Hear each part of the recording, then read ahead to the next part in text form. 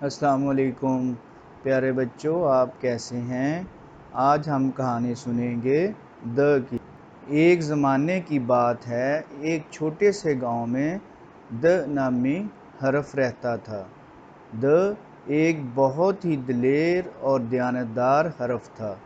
اس کی شخصیت میں دیانتداری، دوستی اور دوسروں کی مدد کرنے کا جذبہ کوٹ کوٹ کر بھرا ہوا تھا، یعنی اسے دوسروں کی مدد کرنے کا بہت شوق تھا۔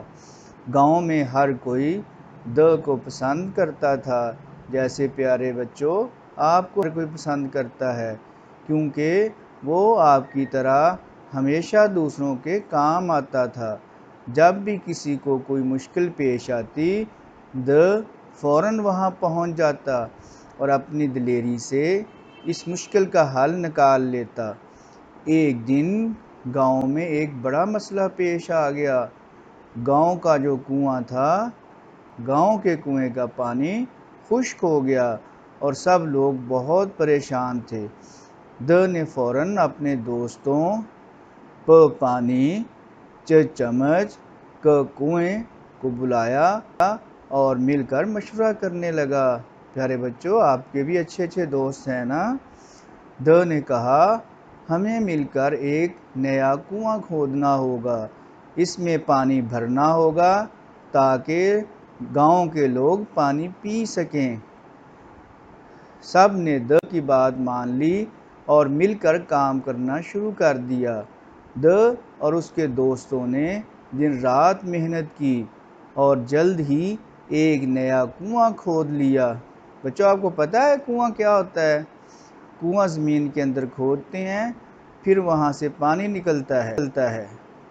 یہ پرانے زمانے میں ایسے کیا جاتا تھا، اب جو ہے وہ ایک دوسری شکل میں کیا جاتا ہے۔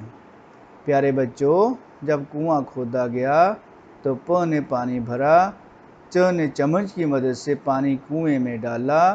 گاؤں کے لوگ بہت خوش ہوئے اور د کو شاباشی دینے لگے، د کی تعریف کرنے لگے۔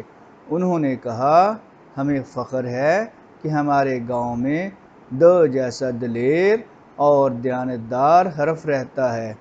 اس دن کے بعد گاؤں کے سب لوگوں کے دلوں میں بس گیا د، اور سب اس کی دیانتداری اور دوستی کی مثال دینے لگے۔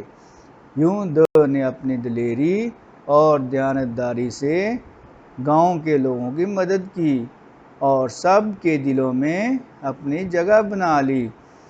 اس کہانی سے ہمیں یہ سبق ملتا ہے، اگر ہم دلیر اور دیانتدار ہوں تو کسی بھی مشکل کا سامنا اللہ کے حکم سے کر سکتے ہیں۔ ٹھیک ہے پیارے بچوں؟